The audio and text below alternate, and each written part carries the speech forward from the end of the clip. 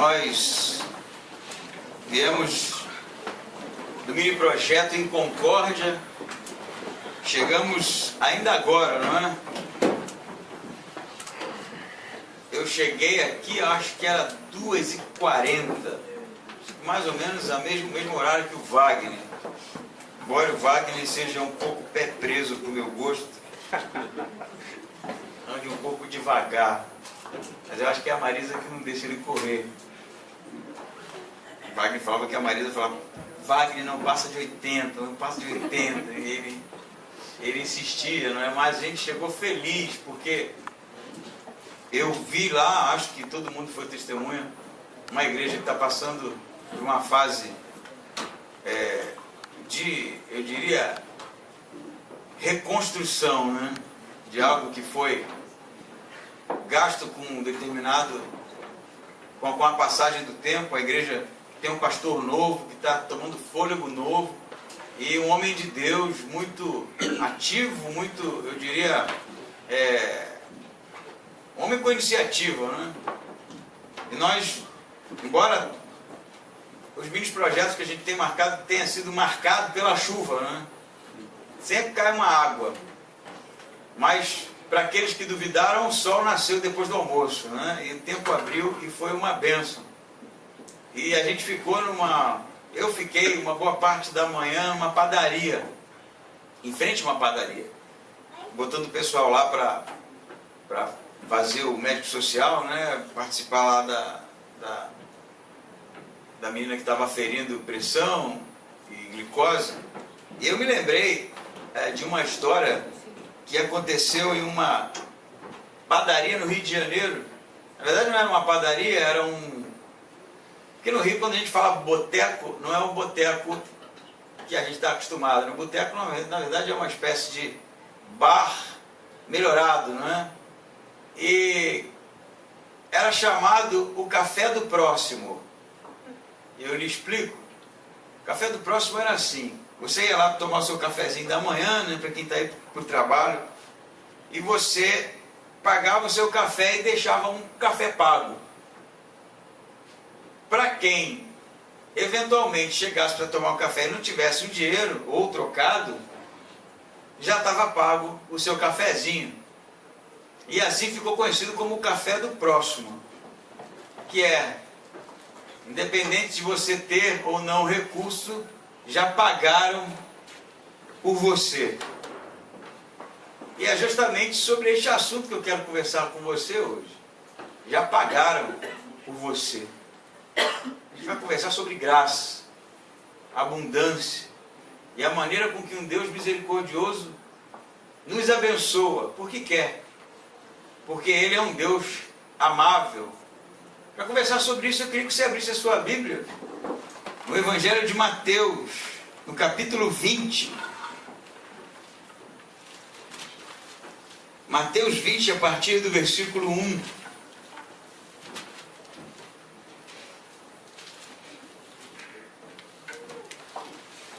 Mateus 20, 1.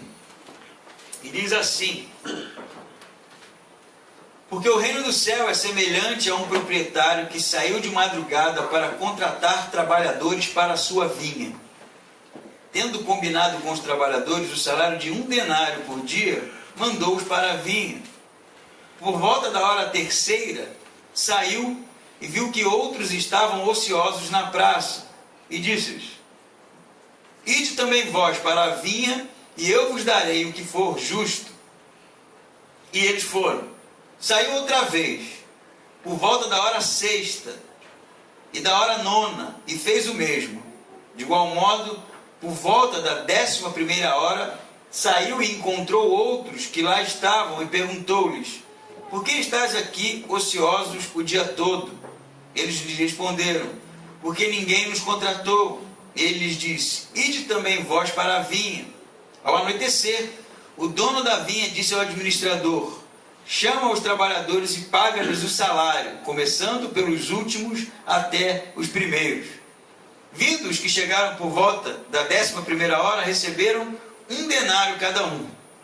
Quando os primeiros vieram, pensaram que receberiam mais, Eles, porém, também receberam 1 denário cada um.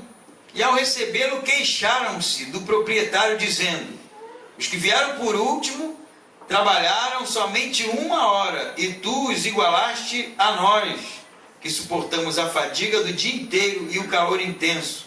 Respondendo, ele disse a um deles: amigo, não te faço injustiça. Não combinaste comigo 1 denário? Toma o que é teu e vai embora. Quero dar a quem veio por último, tanto quanto dei a ti. Não me é permitido fazer o que quero com o que é meu? Ou os teus olhos são maus, porque sou generoso? Assim, os últimos serão os primeiros, e os primeiros serão os últimos. Amém? Eu acho que o pessoal está meio desanimado. Amém ou não amém, gente? Amém, não é? O texto é uma parábola contada por Jesus, justamente depois do encontro com o jovem rico. E a gente conhece a história do jovem rico que pergunta a Jesus o que de bom ele poderia fazer para herdar a vida eterna. E depois de Jesus ter dito para os discípulos que dificilmente um rico entraria no reino dos céus, não por causa da riqueza especificamente, mas por causa do coração que estava, ao invés de em Deus, nas coisas e nos bens materiais, surge uma pergunta por parte dos apóstolos: quem então poderia, afinal de contas, entrar no reino dos céus? Porque um rico era alguém que era visto pela sociedade como alguém que tinha a atenção de Deus, como alguém que tinha as bênçãos de Deus, por isso havia prosperado. Jesus então vai responder para esses homens com essa metáfora, que é a parábola dos trabalhadores. E o que vai acontecer aqui é algo interessante. Por quê? Diz então Jesus que um homem tinha uma vinha, uma plantação de uvas, não é? E ele sai para contratar trabalhadores. E parece que esses trabalhadores ficavam em uma praça, porque era comum ir para um lugar onde normalmente ali as pessoas estavam à procura de serviço, de trabalho. Era ali o ponto de encontro daqueles que estavam procurando a manutenção do seu dia, trabalhar pelo dia. Alguns exegetas vão dizer que havia uma urgência na colheita das uvas, que provavelmente já havia o amadurecimento dessas, mas na verdade Jesus não diz isso no texto, e sim que este senhor da vinha precisa de trabalhadores. E ele vai então prontamente,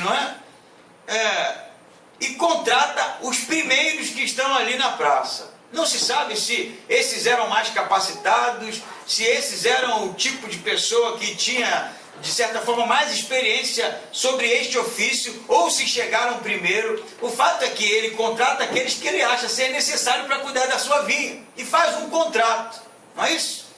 O texto diz no versículo 2, que ele combina com esses trabalhadores o salário de 1 denário por dia. E 1 denário por dia era um salário mediano para um trabalhador. Era um salário, na verdade, de um soldado do exército. 1 denário pagava o dia de trabalho. Esses homens aceitam, saem para a vinha para trabalhar num dia em que começava quando o sol nascia, não é assim? O judeu entendia, e encerrava quando o sol se punha. Então provavelmente era por volta das 6 horas da manhã quando esses homens são contratados. Por algum motivo, que Jesus não nos diz qual, quem sabe a demanda, quem sabe o desejo do Senhor, ele sai de novo para contratar novos trabalhadores. E diz que, versículo 3, por volta da hora terceira, isso é, às 9 horas, ele encontram outros ociosos na praça. Eles estão ociosos não porque eles eram vagabundos ou alguma coisa nesse sentido, mas eles não haviam sido contratados. Então ele contrata esses também. Esses então são contratados às 9 horas, e ele diz, aqui no versículo 4, que daria o que fosse justo. Então, tem uma diferença dos primeiros contratados para esses segundos. O primeiro tinha um contrato. 1 denário foi o trato feito por um dia de trabalho, e eles toparam. O segundo grupo, já não há contrato. Já é 9 horas, eles perderam 3 horas da jornada de trabalho, e o senhor da vinha vai dizer, eu vos contrato para ir para a minha vinha, e pagaria o que for justo. Eles estão ociosos, estão sem trabalho, aceitam, não é? E vão para a vinha então trabalhar. Mas diz então, no versículo 4, que ele contrata esses, mas no 5 volta outra vez na hora sexta e na hora nona, e fez o mesmo. Então quer dizer, ele volta meio-dia e contrata mais gente, e no versículo 6 diz que de igual modo, por volta da 11ª hora, saiu e encontrou outros que lá estavam, ociosos também, porque não haviam sido contratados. A questão é que aqui já é 5 horas da tarde, então provavelmente esses últimos teriam uma jornada de 1 hora de trabalho. E ele vai pagar o que é justo. Bom, para quem estava desempregado, não arrumou nenhum tipo de serviço para aquele dia, estava com as mãos no bolso, o que impede, Então, eles vão e trabalham na vinha. Essa é a história. A questão é que, quando chega a hora do pagamento, há uma inversão aqui. E o senhor da vinha manda o administrador pagar os últimos primeiro. Aqueles que foram contratados trabalhando somente 1 hora, eles iriam para o fim da fila para receber primeiro. E aí, meu amigo, se o cara estava achando que ia ganhar ali, quem sabe, 1 denário dividido pela carga horária trabalhada, 1 hora de trabalho, ele se espanta porque ele recebe 1 denário, que era referente a um dia inteiro de trabalho. Maravilha, Como dizia o bom carioca, se dei bem. Trabalhei 1 horinha e ganhei 1 denário, que é um dia inteiro de trabalho. E eles vão felizes. O pessoal que estava mais para trás, que trabalhou muito mais, principalmente aqueles que foram contratados primeiro, eles olham aquilo ali e o que eles pensam? Pô, cara, se o cara trabalhou 1 hora e recebeu 1 denário, e eu trabalhei o dia todo, velho, vou ficar rico hoje. Eu vou ganhar tanto que vai dar para a manutenção do mês inteiro. É o que o cara deve estar pensando. Só que quando chega na vez dele, o que acontece? Toma, foi combinado. Mas aí ele trava, não, peraí, não é justo. É isso que ele vai dizer? Pô, a gente trabalhou o dia todo. Esses caras chegaram a trabalhar 1 hora só. A gente está pegando o sol, está aqui ralando nessa vinha aqui. E você dá para eles a mesma coisa que deu para a gente, isso não é justo. Perceba que no discurso dele, ele não está reclamando do que ele ganhou. Ele está reclamando do que o outro ganhou. Pô, o cara só trabalhou 1 hora, como é que é isso? E convenhamos, é uma situação meio esquisita, não é? Pensa só, você trabalha o dia inteiro e ganha um valor X, e vem uma pessoa trabalhar 1 hora só, e o patrão lá, o dono, paga a mesma coisa que você, o que você vai pensar? Pô, velho, tem alguma coisa errada. Deve ser parente, Se isso fosse e acontecesse em Brasília, a gente já ia se levantar. O cara trabalha 1 hora por dia, que ganha a mesma coisa que o outro que trabalha o mês inteiro. Nessa leitura, essa leitura que a gente faz, essa leitura que o cara está fazendo. Pô, o cara trabalhou 1 hora só e você está igualando ele a gente. E aí é quando o Senhor da vinha diz: porque a minha generosidade é mal aos seus olhos. Antes de andar mais com o texto, porque tem muito mais coisa aqui, queria dizer para você que no relacionamento da gente com Deus, não existe débitos ou créditos.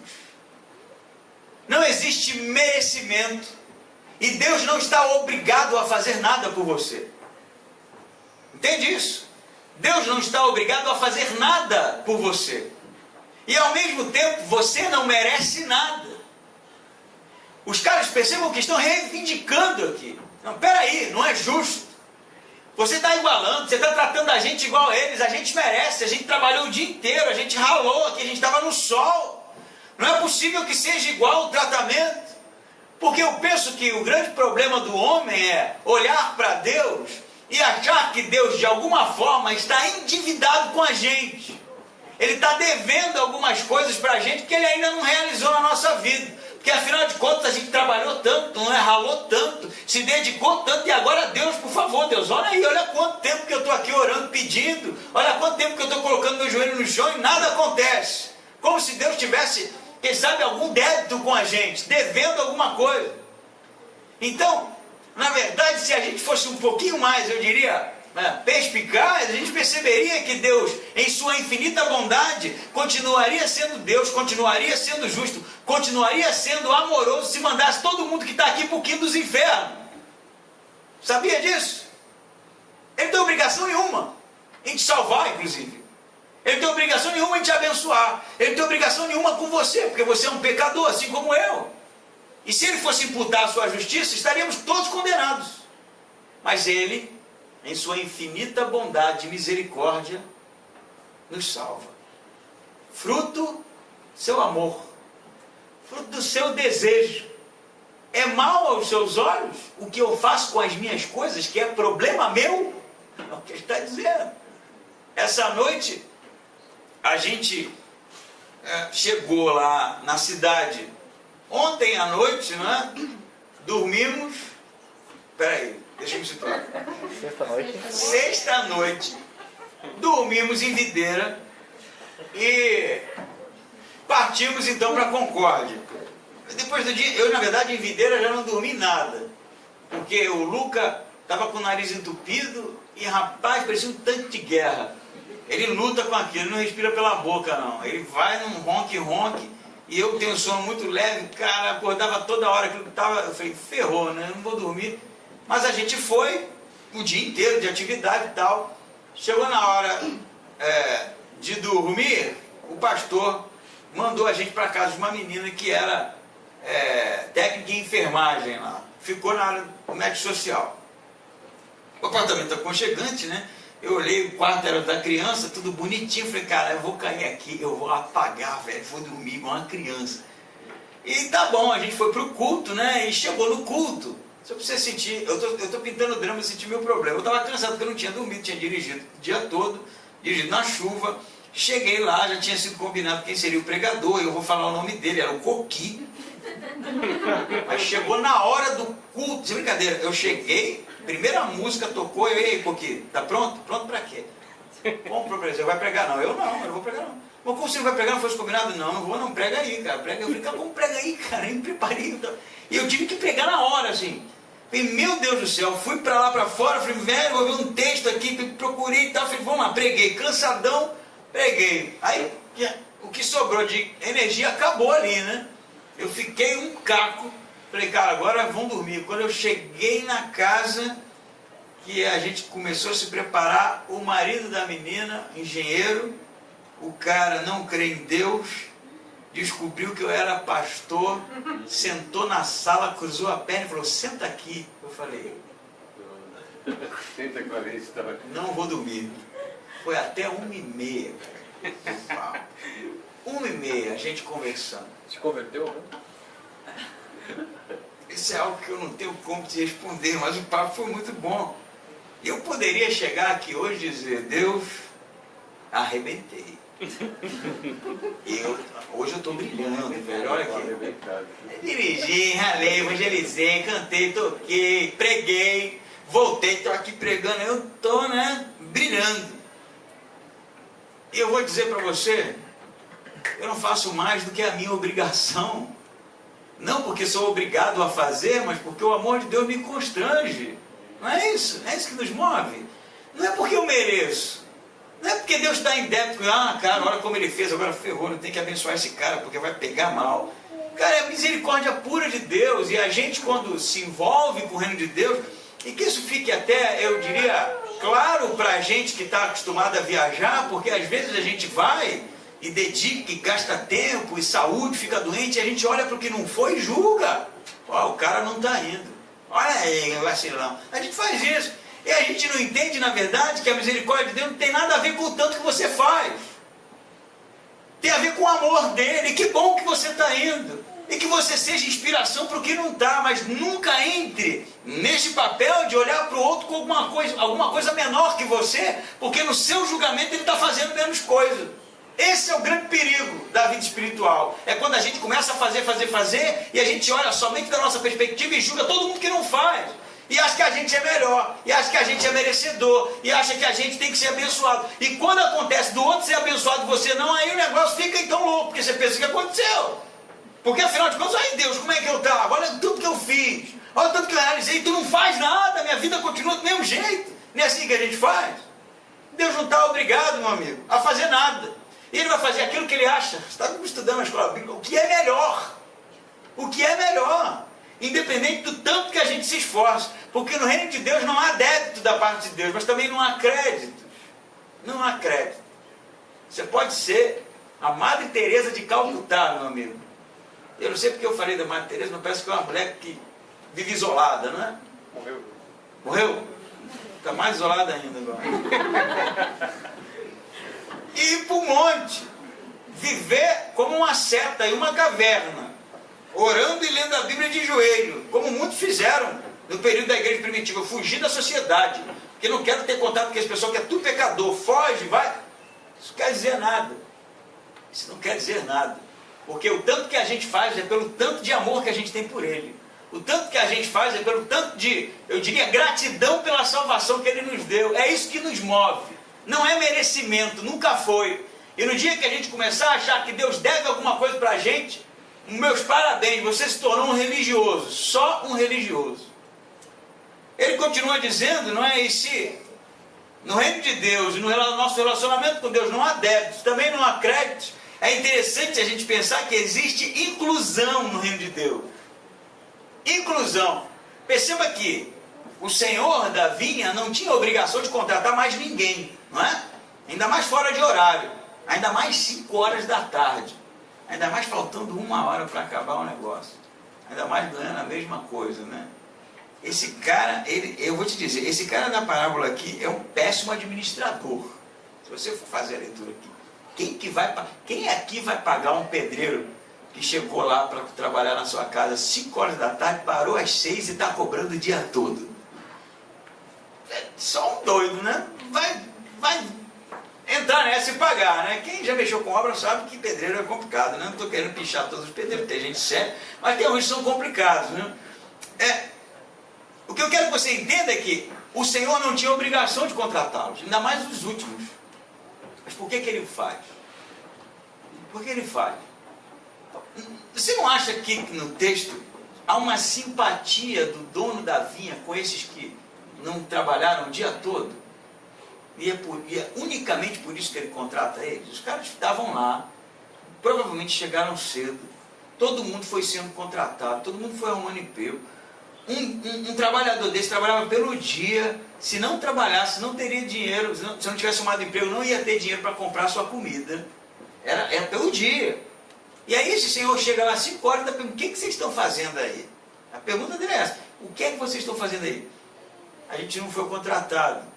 E aí, é difícil você pensar que na parábola não há simpatia dele com esses caras. Porque ele contrata-se mesmo, ainda paga bem pra caramba. Porque me parece que Deus funciona desse jeito. Deus, ele não é alguém que faz acepção, né, como a gente sabe que não faz. Deus não é alguém que segrega as pessoas. Deus não é alguém que é elitista em seu amor, em seu relacionamento. Deus não é alguém que é separatista. Parece que Deus é aquele que quer incluir o tempo todo, está de braços abertos. Não é à toa que a Bíblia fala, a palavra de Deus fala que nem mesmo na morte do pecador Deus se agrada. Parece que Deus é o tipo que espera ansiosamente que a gente faça parte. Deus é o tipo que espera ansiosamente que, ainda que seja no último minuto, na última hora de trabalho, você seja incluído no seu plano, seja incluído no seu reino, seja incluído naquilo que é a integralidade do seu amor. Já percebeu isso? E qual é o problema, eu diria, que pode acontecer com a igreja? É justamente esses que se acham bons demais, sabe? Os que têm a visão, os que entenderam o que ninguém entendeu, aqueles que obtiveram uma visão diferenciada de Deus que ninguém nunca viu até hoje, e agora eles se acham um grupinho especial e ninguém pode fazer parte desse negócio. Não é assim? Já viu isso? Eu já vi isso pra caramba. Nós somos os detentores da visão. E aqui ninguém se mete pecador com a gente não quer não. Não adianta chegar na última hora dizendo aqui, isso aqui não, isso aqui é coisa... Esse é o risco da igreja, a igreja virar um grupo elitista, separatista, que não faz com que as pessoas sejam inseridas na realidade do corpo. Esse é o risco. A igreja se tornar um grupo de interesse, o grupo dos eleitos, o grupo daqueles que têm, olha, como a gente sabe, como Deus usa as nossas vidas. E aí isso é a contramão, isso é na verdade a antítese do que é Deus, porque Deus integra, porque Deus é amoroso, porque Deus é misericordioso, porque Deus chama a todo tempo, a ponto de dar o único filho dele por nós. O que a igreja tem que ser? A igreja tem que ser reflexo do amor de Deus. Está interessado em integrar as pessoas, nunca em excluir as pessoas, ser acessível, estar atenta e interessada, de maneira a fazer com que outros façam parte dela. É assim que a igreja cresce. A gente chegou aqui hoje, pô, convenhamos, esse salão aqui é bonitinho, cara. Olha como é que ele enche fácil. Não é? Não fica aqueles buracos vazios, né? Eu gostei dos lustres, não sei se você deu uma olhadinha, deve ter dado quando chegou, né? Até que é jeitoso, você deve ter pensado. Eu pensei isso. Tem um sofazinho ali, a gente fez a escola bíblica. Aí, por que não ficar aqui? Quem pensou isso aqui? Pensou? Fala sério comigo. Pô, é bonito, né? Cabe todo mundo, fica legal. Se dá o número certinho de membros da igreja, né? Se faltar, põe mais umas 10 cadeiras ali, a gente resolve. No dia, eu acredito esperançosamente que todos os membros dessa igreja vier junto num único culto. Eu acho que isso vai acontecer até a vida de Cristo, né? Aí ia ficar bonito aqui, não é? A gente pensa assim, eu pensei isso. Mas aí eu, rapidinho, voltei atrás comigo, né? E pensei, cara, mas a igreja não é só pra gente. Não é só pra gente ficar confortável. A igreja não pode ser o espaço que nos comporta. A igreja tem que ser algo que soe, tem espaço para todo mundo. Não é isso? É isso que tem que ser igreja. A pessoa tem que entrar lá e dizer, caramba, ó, tem lugar para eu sentar lá no canto se eu quiser. Tem que ser isso. Um dia eu sonho com aquele salão lá cheio, a ponto de não comportar mais e a gente tem que procurar um outro lugar, né? Mas o que eu estou trabalhando aqui é essa mentalidade. A gente nunca deve achar, nunca deve pensar que o espaço físico é o suficiente para a gente ficar bem acomodado. A gente tem que pensar se o que a igreja é, a maneira como funciona, está sendo eficaz para que outros façam parte. Para que outros façam parte. Eu vou te contar, falávamos no grupo dessa semana, como, por causa do sermão do domingo passado, como a igreja se torna parecida com a cidade onde ela está inserida. Não é isso? A gente conversou sobre isso bastante. E eu passei em Blumenau, em Indaial, Timbó. Vocês também, né? As reuniões foram em Blumenau, em Indaial e agora está sendo em Timbó. Eu fiz uma leitura muito rápida de como era o perfil de Blumenau. Blumenau tem muito entretenimento, muita opção. Me parece que as pessoas em Blumenau, eu estou falando de pessoas, até crentes que eu conheço que vieram de outros lugares e estão em Blumenau, elas começam a ser tragadas pelas opções. Elas começam a ficar parecidas com a cidade. E a igreja também. E eu vou contar uma história aqui, omitindo nomes, de uma vez que a gente estava tendo um culto, e era um domingo, e aí um membro da igreja chegou e perguntou se podia deixar o carro no estacionamento da igreja. Eu achei aquilo muito esquisito. Era, se o estacionamento é da igreja, por que você não poderia deixar o carro no estacionamento da igreja? E aí o carro ficou no estacionamento da igreja e a pessoa foi para Oktober, no domingo. Ao invés de ficar no culto, foi para Oktober. Eu fiquei assim estático, porque eu não entendi. Cara, o que eu falo para essa parada? Por quê? Porque tem opção, cara. E a igreja parece que... Estou querendo transformar isso numa lei, numa regra, mas a igreja em Blumenau é mais uma opção, porque tem muita opção. Indaial é diferente. Indaial é uma cidade que a gente chama de cidade dormitório. Por quê? Porque as pessoas dormem em Indaial e trabalham fora. Não é isso? Normalmente é isso. Pode até ser que você trabalhe em Indaial, mas normalmente trabalha-se em Blumenau e nas indústrias fora de Indaial. E aí como é que a igreja fica? A igreja fica uma igreja que parece... está muito envolvida durante a semana com coisas seculares, como o trabalho, o emprego, e ela só tem tempo no domingo. E o domingo vira uma opção. E a igreja vira a igreja domingueira. Percebeu isso, cara? E Timbó? Eu digo Timbó o que é. Você pode até discordar de mim, a gente pode conversar no grupo depois. Mas Timbó é uma cidade que ela é, em sua essência, uma cidade familiar. As famílias se relacionam. E quando você não há chance, a não ser que você seja inserido na realidade da cidade por uma família, como aconteceu comigo, a Lidiane, no caso da família do André e da Patrícia, que apresentou a gente para os outros. Ah não, se está com eles deve ser confiável, porque eu conheço, não é assim? E aí qual é o risco da igreja em Timbó se tornar? Uma igreja que segrega, uma igreja que está muito bem do jeito que está, uma igreja que não quer saber de pessoas novas, porque isso pode causar um desequilíbrio, novos pensamentos, uma nova mentalidade. A gente não quer isso, esse é o risco. Mas na verdade o texto está dizendo para nós completamente o oposto, que Deus é aquele que está em busca, que sai. E você sabe que no texto tem um elemento estranho, porque não era o dono da vinha que saía para contratar, era o administrador. Mas aqui o próprio dono da vinha sai para contratar. Ele está interessado, o próprio, o dono de tudo lá, é ele que contrata, é ele que chama.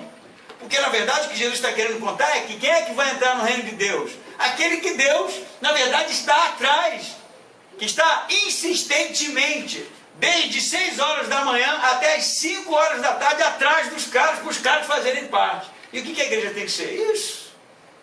Interessada, insistente, de maneira a fazer com que outros venham a ser amados por ela, venham a ser cuidados por ela, venham a fazer parte do que é o corpo de Cristo. O texto tem um outro perfil, um outro aspecto que eu acho interessante, que é esses homens chegaram 5 horas da tarde, ou melhor, estavam lá 5 horas da tarde, não haviam sido contratados, de repente chega um cara com um papo estranho, falando que tinha uma vinha, só faltava 1 hora para acabar o expediente. Ele fala, se vocês, o papo é esse aqui, eu vou até ler para vocês. O versículo 7 diz assim, ele lhe respondeu, por que ninguém contratou vocês? E eles disseram, ninguém nos contratou. Ele fala, e também vós para vir. Esse aqui ele não fala que vai pagar justo, o que é justo. Ele não fala que tem contrato, ele não fala que vai pagar um denário, não fala nada. Ele fala assim, vocês arrumaram emprego não? Não. Já são 5 horas da tarde, né? Então a gente ficou por aqui mesmo conversando fiado, né? Não tinha mais o que fazer. Aí ele fala, vai para a vinha. Ele nem fala nada de trabalho, ele fala assim, vai para a vinha. E aí eles poderiam fazer o quê? Ah, já acabou, cara. O dia já se... Os caras não vão nem pagar a gente. Não é isso? Pensa só. Já está encerrando. O que a gente vai fazer lá? A gente vai pagar, vai trabalhar, vai ganhar o quê? 1 denário dividido por uma carga de trabalho, vai dar uma merreca. Isso não vai nem valer a pena. Acho que eu vou gastar mais com a sandália andando daqui até lá do que trabalhando. Poderia ter pensado isso, né? Mas você percebe que esses últimos aqui, eles se agarram à oportunidade. Percebe isso? Eles poderiam não ir. Mas a leitura deles é o que a gente tem a perder. A gente já está no limite aqui. Na verdade, eu poderia dizer, ir além da parábola, dizer que para quem dependia de 1 denário para a manutenção do seu dia, aquele que está 5 horas da tarde numa praça, que sabe que já não há esperança nenhuma de ser contratado, porque ninguém ia ser contratado para trabalhar 1 hora, eles estão desesperados por uma oportunidade. E aí, eles agarram ela e são recompensados por 1 dia de trabalho. Você sabe o que eu acho que isso significa para a gente? O que eu acho que significa para a gente? Existem coisas que parecem ser pequenas, medíocres até, irrelevantes, mas que Deus tem colocado para nós como oportunidade. Pensa nisso. Tem coisas que parecem ser pequenas, você não sabe. E a primeira leitura é, cara, para que eu vou me envolver com isso? Para que eu vou fazer? Para que eu vou gastar? É tão pequeno, isso não vale 1 denário. E a gente não percebe o tamanho da oportunidade que a gente está perdendo. Sabia disso? A gente não percebe o tamanho da oportunidade que Deus está colocando à nossa disposição e a gente está ignorando, porque acha ser pequeno. A gente não percebe que muitas vezes Deus pode estar preparando para nós algo grandioso e por causa da nossa mania de contrato, a gente não vai. E por causa da nossa mania de preciso os termos, preciso os itens, preciso saber a regra do jogo, a gente perde a oportunidade. Porque muitas vezes a gente está mais interessado com um contrato, a gente está mais interessado com as regras, a gente está mais interessado com como vai ser, do que se agarrar à oportunidade de maneira plena. E essa é a grande bobagem, porque imagina se esses caras não pegam isso, eles iam perder um dia de trabalho, eles iam não ter, inclusive não ter recurso para comprar comida para sua família, eles iriam perder a bênção. Mas aqueles que se agarram às oportunidades, e quando eu falo oportunidade, estou falando de reino de Deus.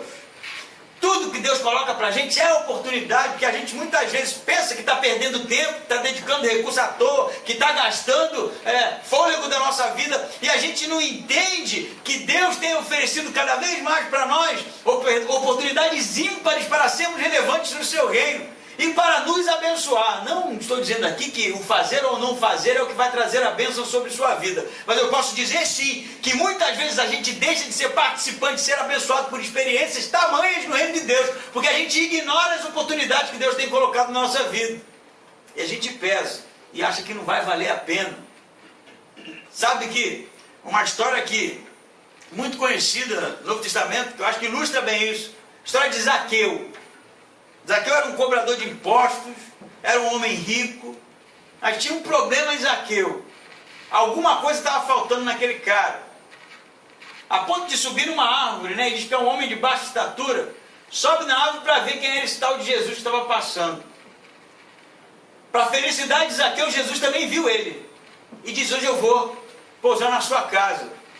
E aí Zaqueu recebe Jesus lá. E depois da conversa com Jesus, aquele homem é tocado de uma maneira tão grande, que ele disse: se eu roubei alguém até hoje, eu vou restituir o dobro. Eu vou pagar a quem eu estou devendo, eu vou restituir a todos que eu tenho enganado, eu vou pagar a todos quando eu de alguma forma cobrei uns juros além do que eu deveria ter cobrado, eu não quero mais saber. Sabe por quê? Porque Zaqueu agarrou-se à oportunidade e entendeu que Jesus era o tesouro mais precioso que ele poderia ter. Não era o dinheiro dele, não era o recurso dele, não era o quanto ele ganhava, não era a carreira, não era nada disso. Ele entende que Jesus era o que de maior poderia lhe acontecer e se agarra à oportunidade. E eu penso que é isso que falta na nossa vida. Às vezes a gente deixa as oportunidades passar porque a gente não está percebendo isso. Enquanto o reino de Deus diz para a gente que, vai dizer Jesus, o reino de Deus é como uma pérola. Parábola assim para a vida. Que eu acho que ficarei velho e continuarei insistindo nisso. É como uma pérola preciosa. E o homem que encontrou a pérola, ele vai e vende tudo que tem só para ter a pérola. Só para ter. Eu penso, sabe o Sméagol, do Senhor dos Anéis? My Precious. Né? Parece isso, que ele fica assim, My Precious.